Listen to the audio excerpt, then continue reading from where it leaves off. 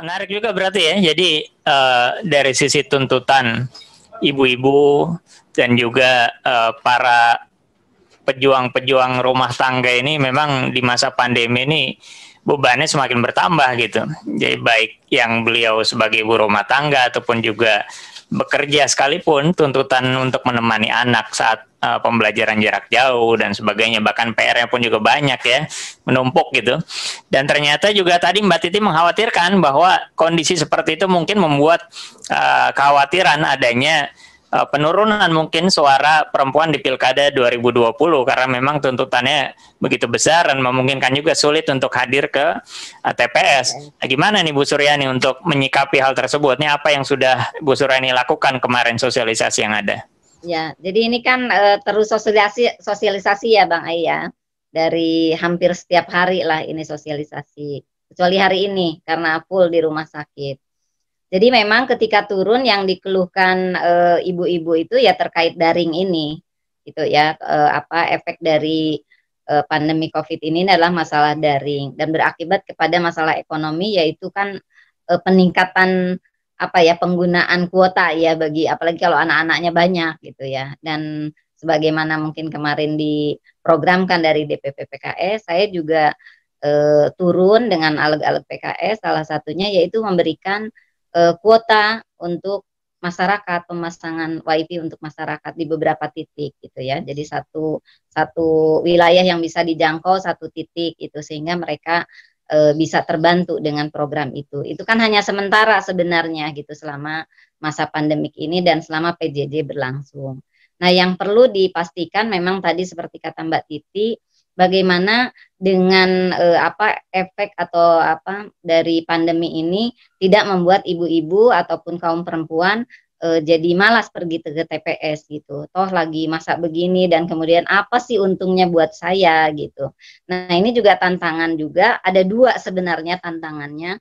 Bagaimana kita terus memberikan pencerahan kepada mereka bahwa pentingnya datang ke TPS, tentu kan harus dengan enggak sekali dua kali kita sampaikan itu dan kita gencarkan juga lewat media sosial. Tentu disapa itu sangat lebih baik karena ibu-ibu terutama ya pemilih perempuan sangat tadi seperti kata Bang Ai setia. Memang saya rasakan sendiri gitu ya, dari periode ke periode itu suara saya kan meningkat terus ya, walaupun bukan perempuan saja yang milih saya gitu. Memang belum ada surveinya berapa persen perempuan, berapa persen laki-laki.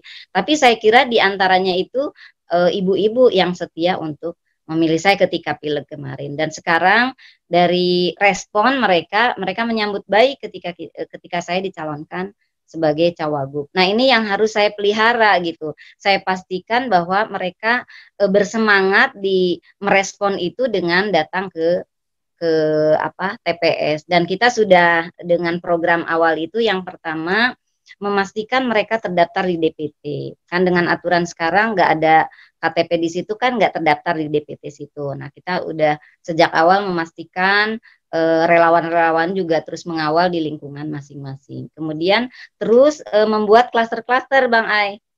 Klaster-klaster dan ada juga klaster relawan Emak Insani. Nah, ini yang terus bergerak gitu, baik itu melalui KUKM-nya, baik itu melalui yang milenialnya juga ada. Jadi memang sudah kita petakan gitu agar kemudian pada hari haknya terpantau.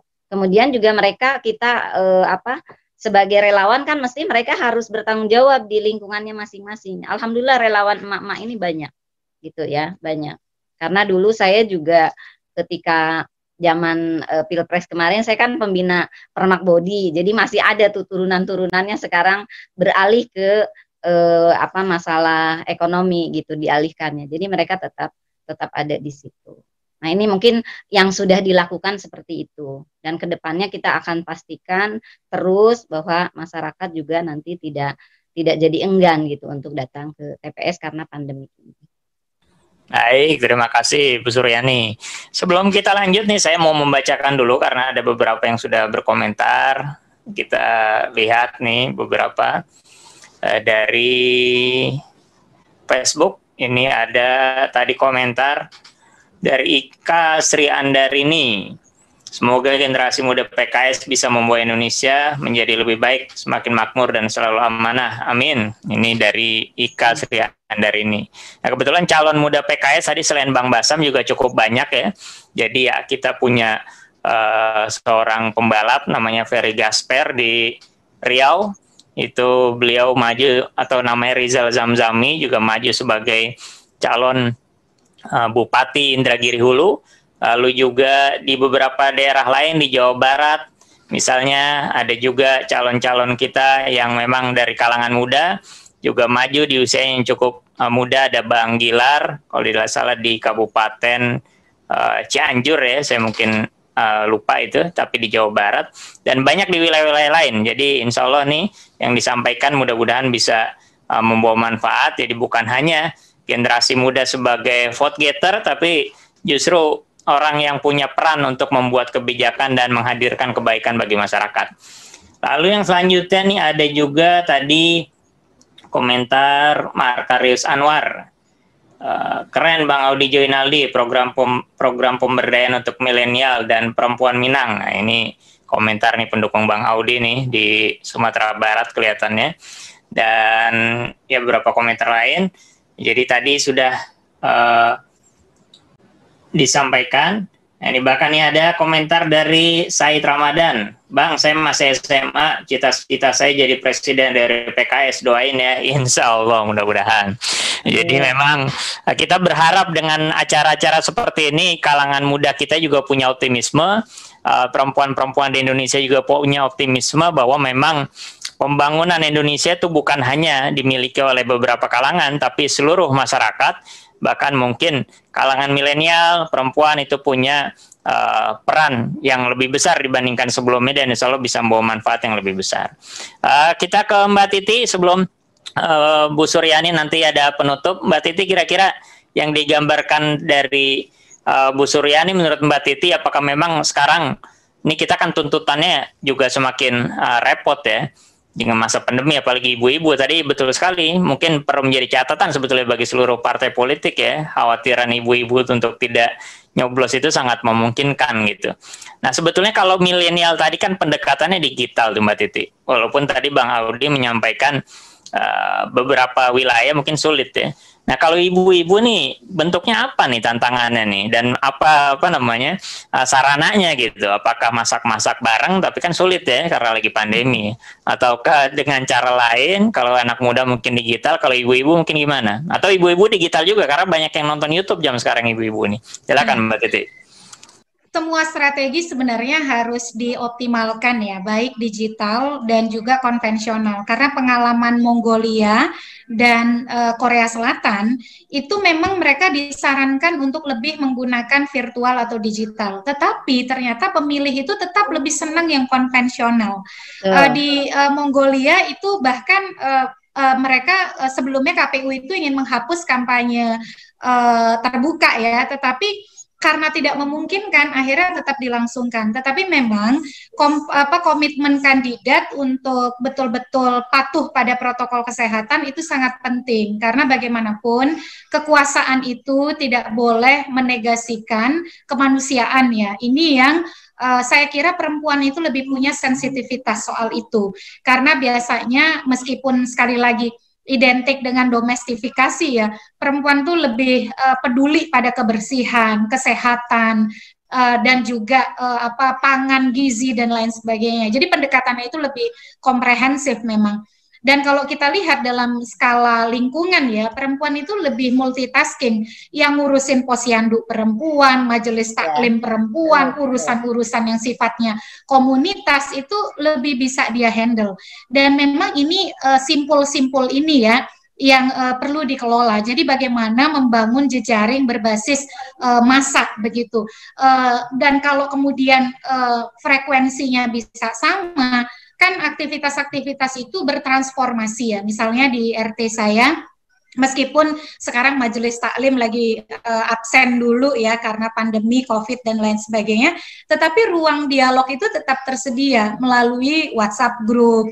Lalu kemudian misalnya solidaritas itu sangat muncul. Contoh kemarin ada tetangga yang positif ya Mas Ai ya, di komplek di klaster saya, itu yang menggerakkan untuk mensubsidi bahan makanan, asupan untuk si keluarga yang 3 rumah sedang isolasi ini, itu adalah perempuan begitu. Saya yakin nih bapak-bapak pasti akan kepikiran kita harus punya di dalam 14 hari itu daftar makanan dari pagi, siang, sore. Siapa yang kasih buah, siapa yang kasih makanan utama, siapa yang kasih vitamin. Bahkan saya kira-kira mungkin sampai 50 kilo kali ya, ada yang kasih telur gitu, karena setiap hari ada yang kasih 2 kilo telur dan lain sebagainya. Nah, solidaritas ini saya kira bisa digerakkan ya, tinggal kemudian bagaimana simpul-simpul partai itu sangat perlu, karena kelebihan calon yang diusung oleh partai, dia punya struktur yang lebih mengakar, dan dukungan partai mestinya itu bisa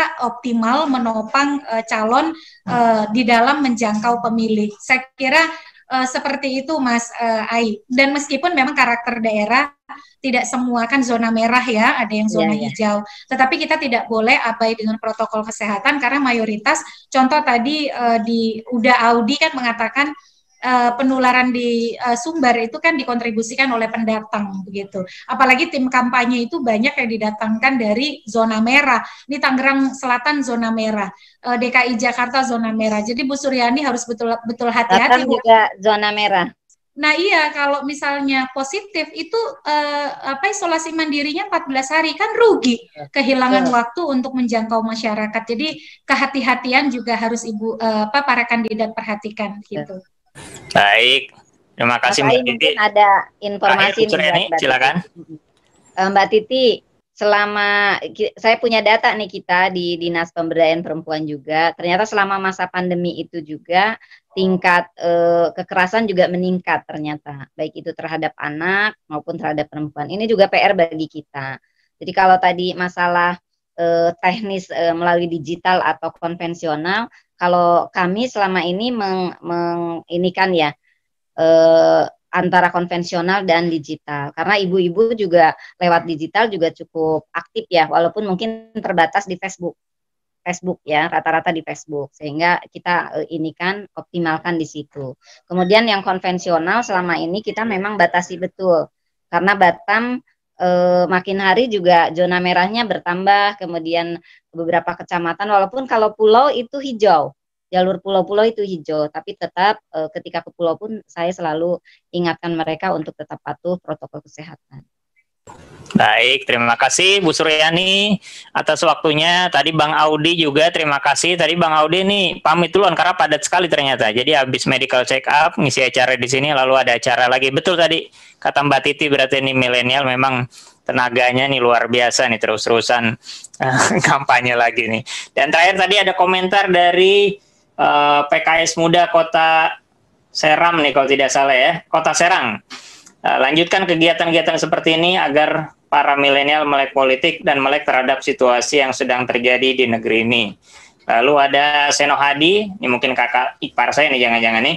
Acaranya bagus Bang Ai, mudah-mudahan yang akan datang bisa lebih banyak lagi kegiatannya. Salam untuk semua kandidat, barakallahu fikum.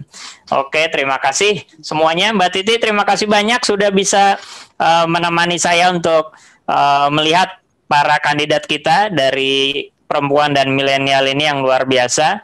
Mudah-mudahan kita berdoa semuanya mereka sehat-sehat, karena di masa pandemi ini bukan hanya masyarakatnya yang kita harapkan sehat, tapi para kandidat ini karena mereka calon pemimpin kita. Mudah-mudahan ketika nanti para calon pemimpin sehat, terpilih, lalu bisa memimpin, dan insya Allah masyarakatnya pun juga akan sehat. Dan mudah-mudahan perempuan dan milenial di Indonesia bisa punya peran yang optimal dalam membangun bangsa ini, terutama dalam konteks pilkada, membangun bangsa di masing-masing daerahnya.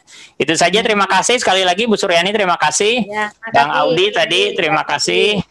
Lalu Bu Azizah tadi, terima kasih. Dan Bang Basam, serta seluruh peserta baik yang ada di YouTube PKS TV, fanpage Partai Keadilan Sejahtera, dan juga yang bergabung lewat Zoom. Terima kasih banyak, mudah-mudahan bisa membawa manfaat dan kebaikan bagi bangsa ini. Saya tutup dengan hamdalah, alhamdulillahirabbil alamin, billahi taufiq wal hidayah, wassalamualaikum warahmatullahi wabarakatuh.